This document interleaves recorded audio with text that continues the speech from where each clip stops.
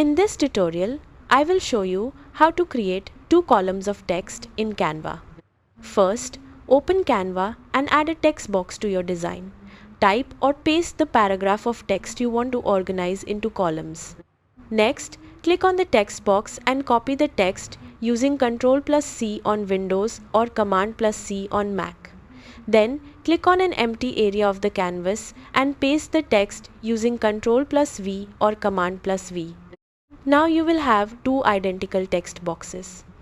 Resize each text box so they are narrower, roughly half the width of the original paragraph. Move one text box to the left side and the other to the right side of the page to form 2 columns. Now edit the text. In the first text box, keep the first half of the paragraph and delete the rest.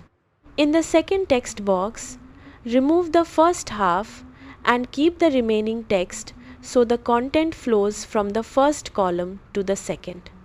To make the layout look cleaner, adjust the spacing between the columns and align both text boxes evenly on the page.